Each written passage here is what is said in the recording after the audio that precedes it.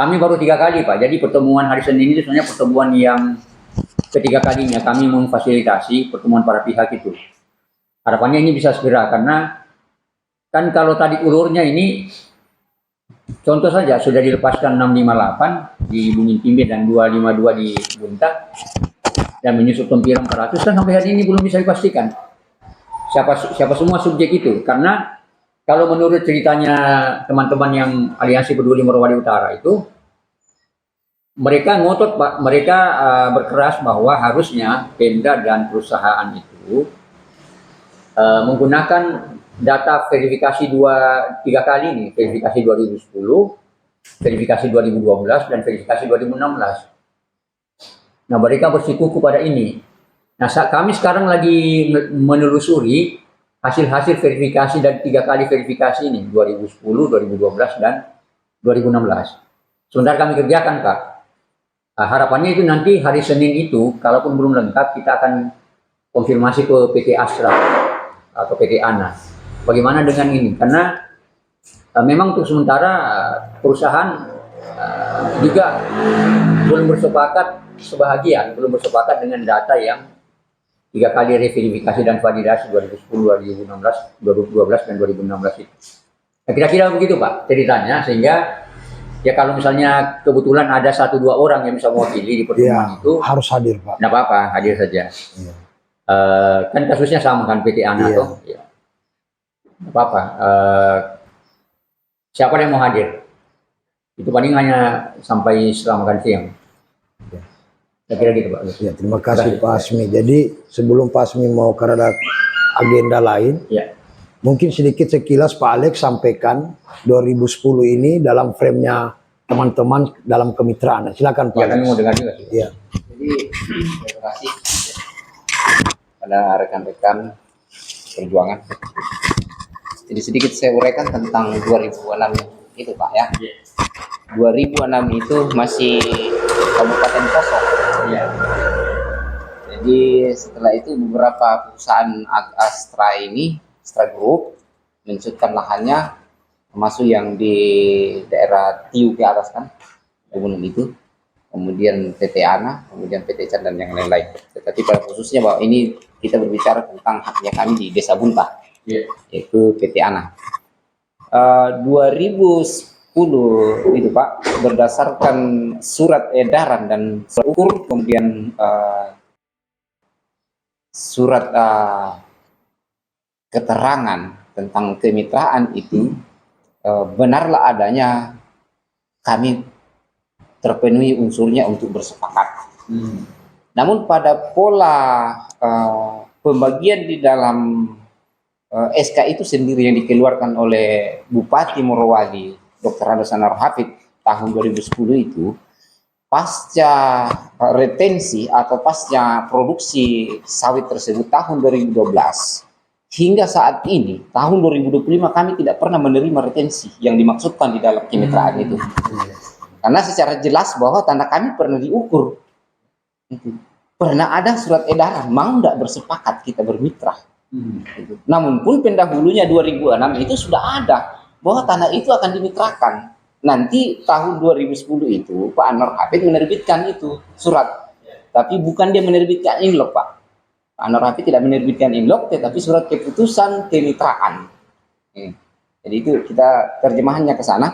Kemudian dalam skema-skema yang dilakukan selama ini, baik dalam bersosialisasi, kemudian bermediasi, kita tempuh mulai dari tingkat desa hingga provinsi, itu juga tidak menghasilkan apa-apa. Bahkan kami di akhir-akhir itu tahun 2016 diterbitkanlah diskresi itu yang mengamputasi kami punya lahan, bahwa tanah tersebut adalah tanah negara. Sementara undang-undang menjamin kami bahwa tanah tersebut ada transmigrasi, tahun 70 sudah diatur, riwayat perolehan tanahnya sudah benar. Kami bisa buktikan bahwa benar adanya transmigrasi juga ada di dalam bidangan itu, dalam area tanam itu. Nah, kemudian yang diambil secara umum transmigrasi lokal, pembelian tanah bukan dari tanah negara kami masuk, Pak. Kami beli itu tanah-tanah dari teman masyarakat adat Mori waktu itu. Nah, sementara tiba-tiba Atripel waktu itu mengeluarkan diskresi mengamputasi keperdataan kami. Itu. Lalu masuk eranya Pak Gubernur Rusdi Mastura. Karena adanya desakan dari beberapa aliansi dan banyak terlibat waktu itu Eva Bande sendiri, demo ke Pemda, ke Pemprov, ke Jati, DPR dilakukan sehingga muncul penciutan itu. Tim verifikasi dan revalidasi dibuat itu tahun 2022 Pak. Masalah besar konflik timbul kemarin tahun 2019 gitu.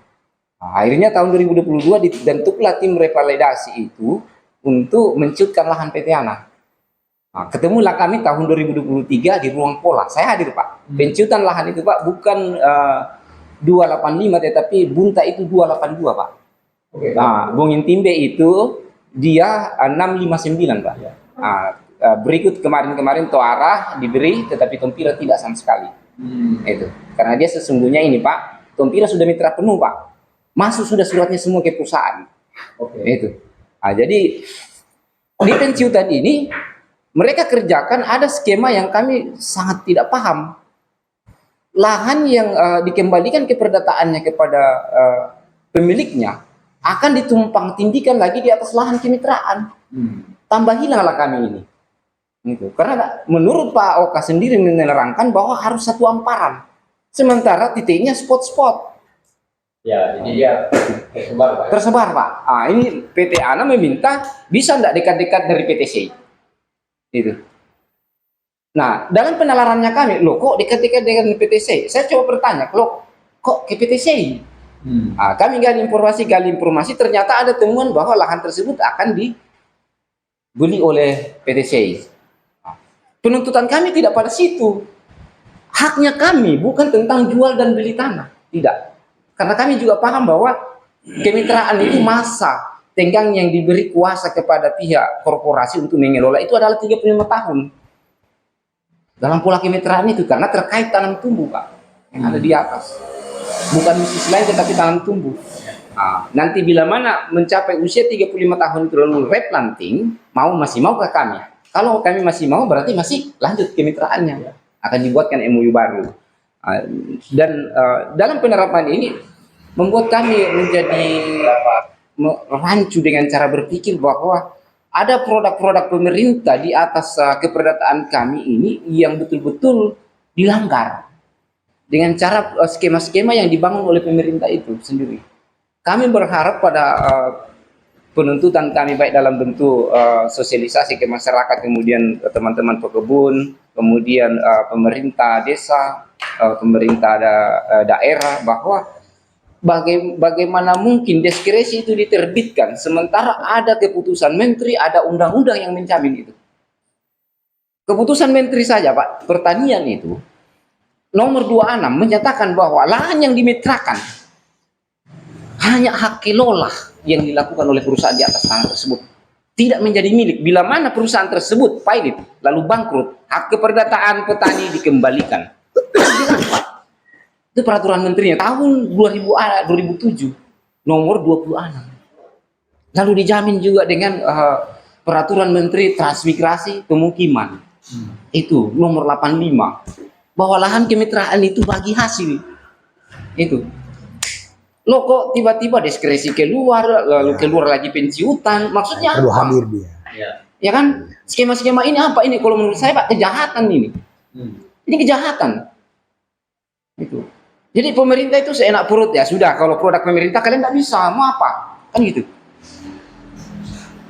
Seolah-olah kami masyarakat ini dibutakan dan tidak boleh memahami apa itu disebut aturan. Dengar saja tuh aturan, tunduk kepada aturan. Sementara pemerintah sendiri tidak tertib. Kami selalu dipaksakan untuk tertib. Itu. Dengan cara ditangkaplah, dibacakan undang-undang pencurian, sementara korporasi merampas kami punya hak, tidak ditangkap tuh. Ini. Kami bukan menolak porsi bahwa kami harus menolak investasi, tidak. Itu selama berapa tahun? Ya kami. Selama berapa tahun itu Pak? Ini Pak 2007 loh. 2007. Kalau masa produksinya tahun 2012, jadi ada 13 tahun retensi itu tidak pernah dibayarkan ke kami. Malah Pak Auka waktu itu sebagai manajer dari PT ANA mengatakan bahwa tanah Anda sudah dibeli. Undang-undang nomor berapa korporasi diperkenankan membeli tanah? Sampaikan kepada saya supaya saya bisa paham undang-undang nomor berapa itu. Korporasi itu hanya diperkenankan menggunakan hak pakai melalui INLOK dan HGU. Kenapa PT Ana tidak bisa terbit HGU-nya, Pak? Dan saya yakinkan tidak bisa terbit, Pak. Itu karena kalaupun tidak ada HGU, kami sudah bersepakat dengan tanda tangan yang ada di dalam keputusan Anarohapi tahun 2010 tentang pola kemitraan. Itu sudah bisa dianggungkan, Pak. Enggak mesti suratnya kami disertifikatkan. Itu. Karena dia hanya berbicara tentang luasan lahan dan tanam tumbuh. Dan tanam tumbuh ini nanti setelah dia dipandang dari bank tanah itu bisa menghasilkan, baru boleh dijaminkan, Pak. Begitu aturan dalam bank tanah. Tetapi kenapa ini seolah-olah kami tidak paham apa-apa. Harus tunduk apapun yang diputuskan oleh pemerintah. Kami tidak tunduk, ditangkap. Itu saja. Karena perlindungan memang saya tahu, Pak. Investasi itu harus dilindungi. Tetapi tidak menginjak, mengamputasi hak masyarakat. Poin yang satu diberikan kepada korporasi, tetapi poin yang kedua kami tidak. Justru diamputasi. Kami mau kemana, Pak? Itu. Dan nilainya ini tidak kecil kami ini, Pak. Sesungguhnya lahan kami, Pak, kalau memang mau diukur tentang penciutan dari tanam tumbuh itu, bukan di angka Desa Bunta itu bukan di angka 1.555. Dia di angka 1.700-an, Pak. Karena saya masih mencari 300 hektar lebih itu yang diciutkan di dalam area tanam. Itu. Karena kami memahami, Pak, bahwa fasilitas umum yang ada di dalam area tanam itu kita tanggung bersama. Terkait jalan, kemudian camp, kemudian parit dan sungai-sungai itu kami tanggung bersama. Lalu diciutkan menjadi 2 hektar menjadi 1,2, Pak. Itu tidak benar. Kami kehilangan hanya 0,4. Lalu diturunkan menjadi 1,2. Siapa yang curi kami punya lahan lagi yang 300 hektar itu? Dan saya bisa buktikan, silakan turun ke lapangan, panggil BPN, kita ukur itu area tanam. Karena kita berbicara di retensi, berarti kita berbicara area tanam, Pak, bukan fasilitasnya. Itu jelas di lapangan. Semakin diukur, semakin kami dirampok. Itu. Berapa kali penciutan itu, Pak? Tiap kerap diukur kami dirampok lagi, diukur lagi, dirampok lagi. Akhirnya di penghujungnya dirampok lagi perdataan kami, sehingga kami tidak bisa berbicara. Anda mau coba-coba, kami tangkap. Gitu. Ya, seperti begitu. Jadi cukup sudah Pak Alex. Jadi Pak Asmi mungkin sudah memahami konstruksi yang ada dalam fakta hukum. Jadi memang banyak forum-forum aliansi, maaf, wajar juga berserikat lah. Terus saya juga pertama awalnya buta-buta juga tidak tahu. Pas saya lihat ini semua dan pernah saya ketemu Pak Nur Hafid di Jakarta. Waktu itu saya bareng sama Pak Kades lama Alfred Pentilu, kepentingannya lain. Kalau saya kepentingannya memang ketemu karena pada saat itu saya mau petakan semua ini. Ada tim desa yang zamannya itu kan gubernur lama, terus kemudian ada soal ganti rugi. Kenapa sih? Saya bilang mana yang setahu saya ini kan soal polemik HGU. Kok ada istilah plasma sama ini. Nah, pernah kita pertemuan pada saat itu di asisten 2. Nah, muncullah bayar pajak. Tidak jelas bayar pajaknya. Terus kemudian soal koperasi tidak jelas tapi dibentuk. Di ujung penghujung ternyata ada status kemitraan. Kalau skemanya ini Pak Alex paham benar dia. Di perkebunan sawit itu kan ada skema namanya Peerlog, Peertrans, Peerdan. Yang punya lahan itu kemitraan. Mereka ini punya lahan ditanami sawit. Tapi justru ini objeknya sudah tidak jelas. Surat-suratnya dimatikan, bahkan sertifikat ya. Nanti bisa dikasih lihat. Itu makanya kemarin dibutuhkan semua di Satgas. Termasuk orang BPN sendiri bilang, kalau ini saya tahu, pernah saya lihat. Ya, sertifikat itu. Sertifikat itu dan peta itu. Petanya. Nah mungkin Pak Ronga bisa jelaskan. Ini orang yang saksi sejarah tukang ukur pertama di Desa Bunta. Silakan Pak. Bisa sampaikan tentang hal perjalanan perusahaan yang ada di Desa Bunta kan. Pada tahun 2010 Pak ya, ini ada surat edaran Anarohapi untuk mengumpulkan surat-surat masyarakat yang ada di lokasi perusahaan itu akan diverifikasi dan divalidasi. Setelah itu surat-surat itu kumpul, kumpul langsung Anarohapi lagi menyurat lagi ukur lahannya masyarakat, dipetakan. Menyurat Anarohapi itu jelas Pak, ada suratnya Anarohapi. kami ukur Pak dengan BPN. Waktu itu yang turun mengukur BPN itu Pak adalah ya Pak Sadid Badudin yang mengukur kahar dengan si Tamrin, dibantu oleh almarhum Lande. Ya dalam di meja tentang menulis anunya itu Pak Nasruddin Pak. Sebagai tim 9 dibantu dengan dari Kapolres ada Pak, dari camat ada, dari Koramil ada, dari Kapolsek ada. Semua bertanda tangan mengesahkan bahkan itu lokasi masyarakat yang akan dimitrakan. Pak, ya, lanjutnya pada 2016 ada Pak, kami dipretasi dengan Pak Arman Marundu mau diselesaikan tentang kemitraan itu. Makanya kami diberikan dulu pengikat uang kaliasi dikasih kami. Nah saya tanya karena saya masyarakat bodoh Pak, apa tali asi ini? Supaya jelas saya bilang tuh.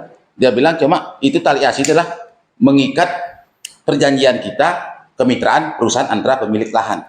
Inilah pengikatnya namanya tali asi. Karena kita bermitra sudah sah.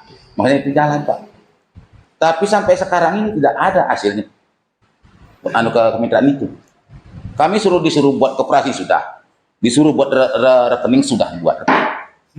Tidak ada Pak uang masuk sampai sekarang. Itu jalannya Pak. Ya, dan kedua Pak ini masalah 282 ini Pak toh mau diciutkan oleh pemerintah desa toh melalui dari Andri Pak Gubernur ini toh. Nah, ternyata itu yang diciutkan yang diambil itu Pak lahan masyarakat yang sudah saya mitrakan. Yang mau diambil. Nah, bukan arealnya PT Ana. Bukan, memang areal PT Ana dia yang sudah saya mitrakan kan itu yang diambil langsung diberikanlah dengan surat-surat orang yang tidak jelas jadi didudukan di situ. Nah ini yang dulu ini yang sudah jelas ini punya tanah di sini mau dikemanakan. Nah disitulah jangan-jangan Pak.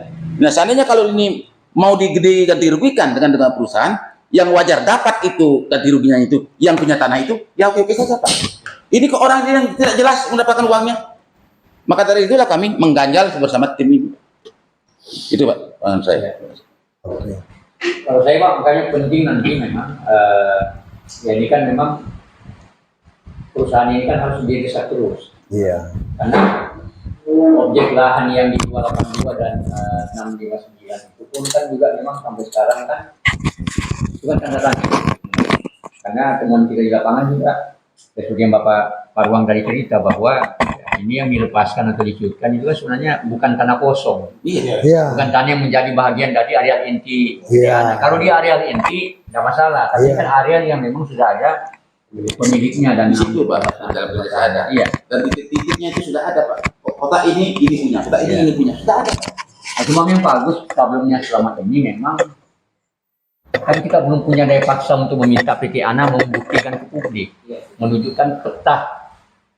Kan mereka tidak punya HGU, peta yuknya saja, peta kerjanya lah. Kan sampai hari ini kita belum pernah lihat dokumen mereka. Nah itu juga perlu nanti ke depan mungkin kalau ada kesempatan atau ada forum lagi kita minta. Nah hari Senin itu Pak, intinya itu tujuan pertemuan itu hanya dua. Satu, memastikan agar yang kasus Bunta dan Bu Intimbe ini diperjelas oleh kedua pihak ini, baik oleh yang PT Ana, kemudian baik oleh yang Aliansi Peduli Merauke Utara itu nanti akan disaksikan oleh BPN Provinsi Ketua dan Dinas Perkebunan Sultan. Tambah aja Desa Bunta 1 kan? Ya dengan Desa Bunta sekali, memang dua itu. Jadi nahan diri dulu lah sampai Senin. Ya. Nah yang kedua itu memastikan agar kalau mereka bisa menunjukkan bahwa siapa 282 dan siapa 659 ini, baru kita melangkah ke berikutnya untuk kemudian melakukan revalidasi dan benar sekali. Kalau kami tahapannya begitu Pak. Harus begitu memang. Harus begitu. Jadi kita, karena kami sifatnya mediator, karena kebetulan di Indonesia Pertua, memang baru saya yang punya sertifikat mediator. Wah sama, itu sudah pas-pas. Nanti kita nomornya beliau. Kenapa kemudian Indonesia berani itu? Karena sebenarnya ada saya yang nempel. Harus hadir nanti Bapak di Desa Bunta ini. Bapak dibutuhkan nanti. Dia punya sertifikat. Sertifikat mediator LHK 2015. Itu alhamdulillah. Ya. Jadi saya berani itu Pak, karena memang kebetulan ada sertifikat di bidang ini. Jadi kita dulu pernah dilatihkan untuk mediator itu kan harus berada di tengah-tengah. Tidak bisa jomplang ke kiri, tidak bisa ke kanan. Jadi Untuk resminya Pak bisa diundangkan, jangan nanti tinggal apa peserta tidak jelas masuk.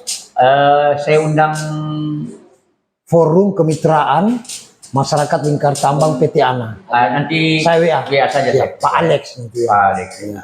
Nanti WA saya Siap, Pak. nomenklaturnya. Siap. Iya.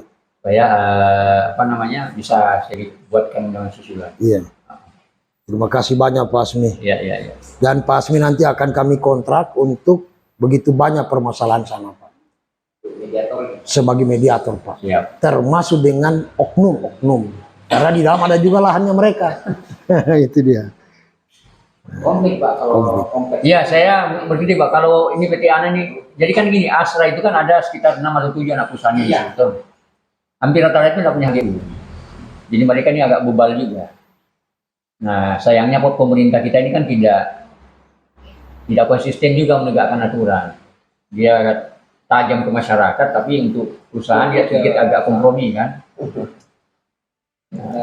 Porsinya kan Pak sesungguhnya Iya. bukan pada posisi menolak investasi, tapi cenderung kepada hak daripada kemitraan. Setuju Pak, saya setuju. Cuma kan memang kemarin yang datang beberapa kali komunikasi dengan kami ya kelompok mereka itu. Iya. Jadi ya dari itu dulu datanya kami dapat. Kebetulan memang Pak di aliansi. Kali ini lengkap semua ini Pak. Kali ini Ini sampai bayar pajaknya ada semua. kelompok kaji siapa Arsat kemudian Ambo Endre ini kan kemarin di Bongkola saya patahkan juga Pak. Iya. Dengan gini karena Ambo Endre ini mengklaim di desa Bunta ada 130 hektar. Nah, pada saat itu langsung saya instruksi, saya bilang tunggu dulu Ambo Endre. 130 hektar itu memang saya harus pahami dan harus akui. Tetapi bagaimana mungkin kelompok Gusman yang kau payungi ini memiliki lahan yang serius itu? Bagaimana dengan tanah-tanah yang pernah dijual ke teman Bagis dan jumlahnya tidak sedikit?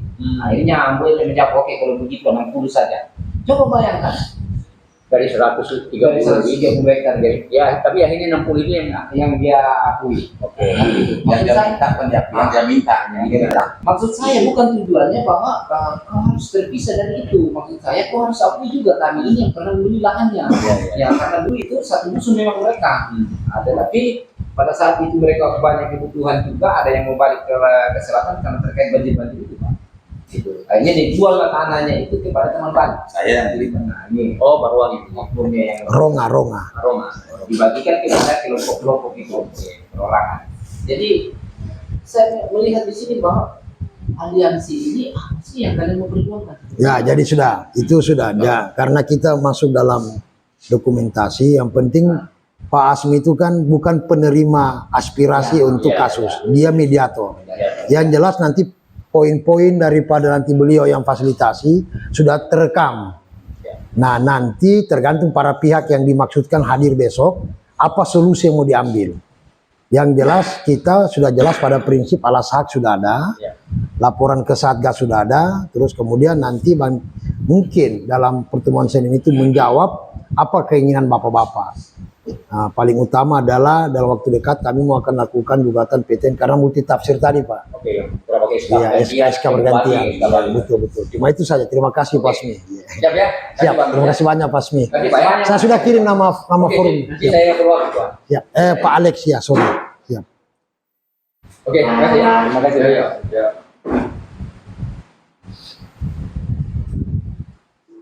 Alex apa Pak Alex?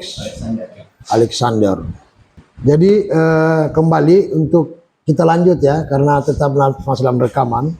Mungkin Pak Ronga yang poin-poinnya saja disampaikan, keterlibatan awalnya Pak Ronga dalam kegiatan pengukuran lahan dan termasuk tadi keterangannya ada beli lahan dan itu menjawab apa terhadap basis hukumnya, dasar hukumnya. Dan itu yang sekarang menjadi perjuangan daripada bapak-bapak. Mungkin bisa dimulai Pak Ronga.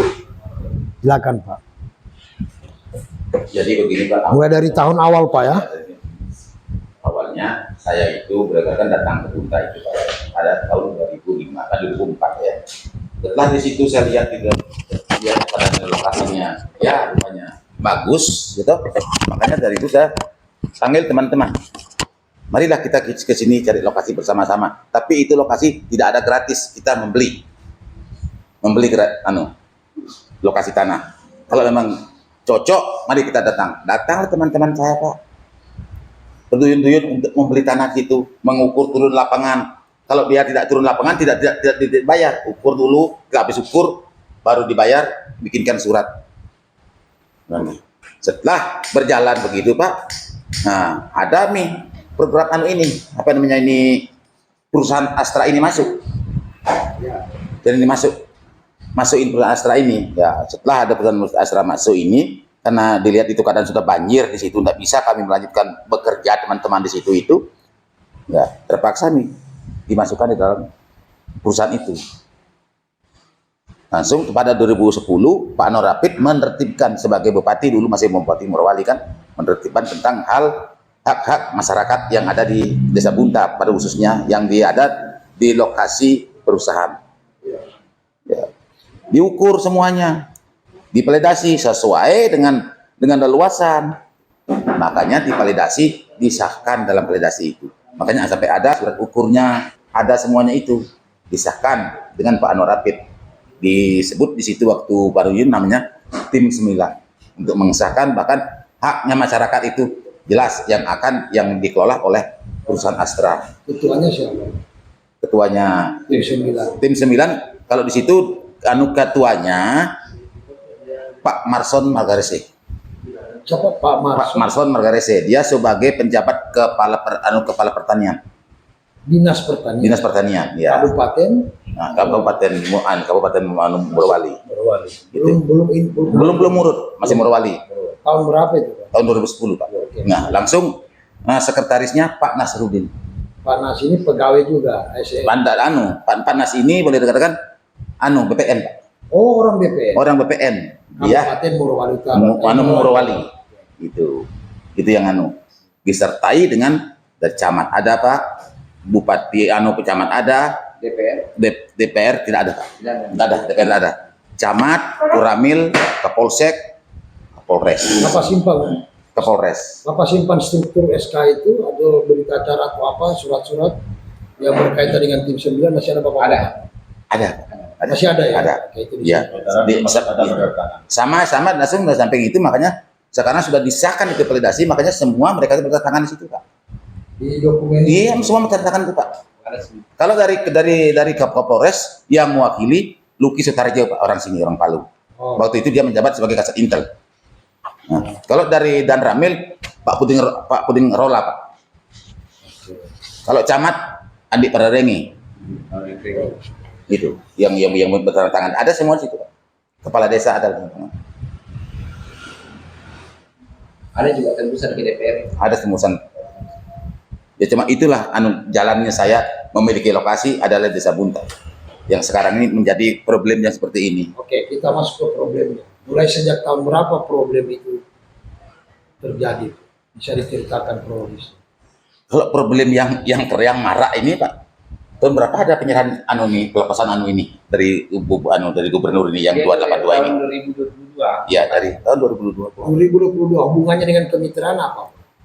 Nah itu tahun 2002 itu Pak. 22. Ya, ada keputusan nantinya untuk pelepasan lokasi dari perusahaan PT ANA itu 282 ya, 82. Nah, itu pun tidak disampaikan kepada masyarakat. Tiba-tiba nih orang sekarang masuk ke sana. Nah, apa yang dilakukan di sana? Camat, desa, kabupaten apa? Tidak ada Pak, dia pergerakannya cuma masyarakat kepala desa antara itu yang disebut sekarang menjadi glamour di situ itu Pak.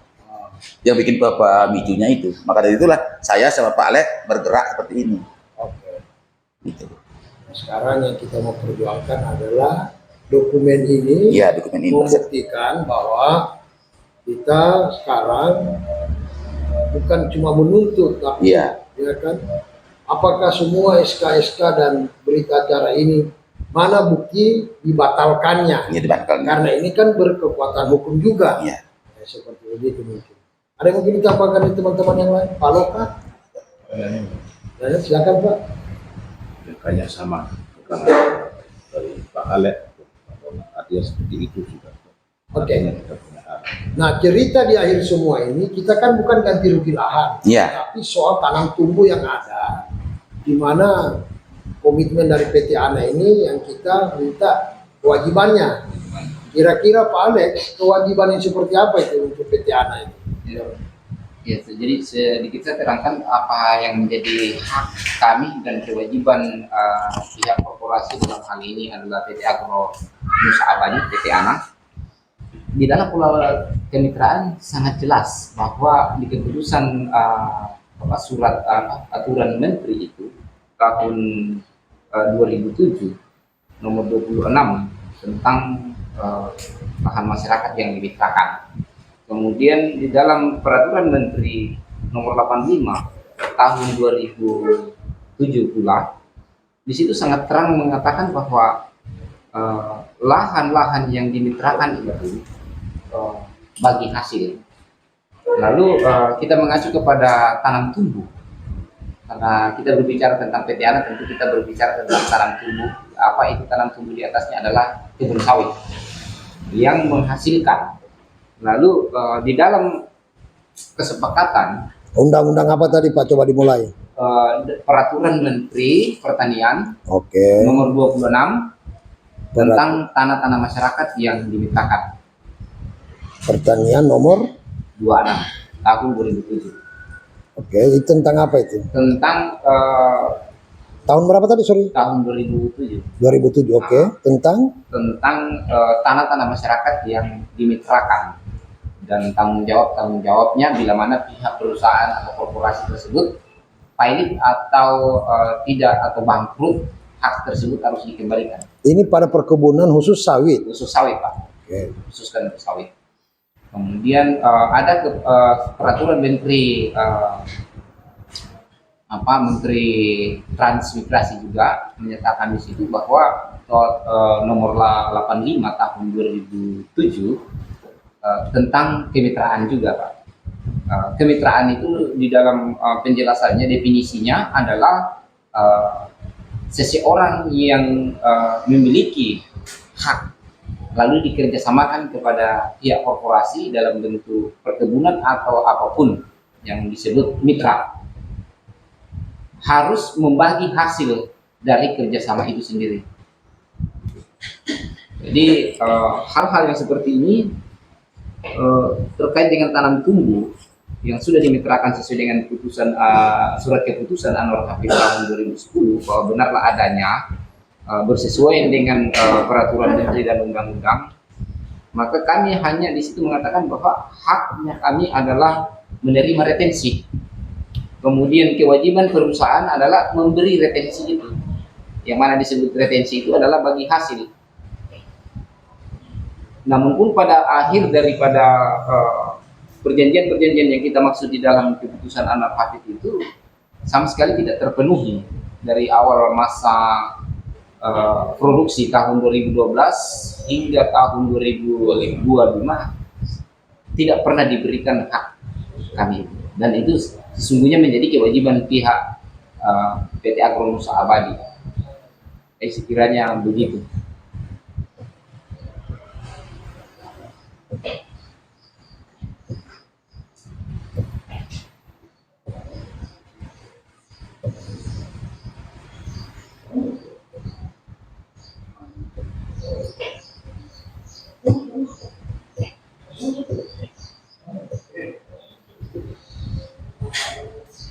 Sudah. Sudah, Bang. Kira begitu saja bahwa di sini kita hanya berbicara tentang kewajiban PT Agro Nusa Abadi dan hak kami sebagai mitra. Mitra yang selama ini tidak Selama ini tidak pernah diberi di dalam retensi itu sendiri.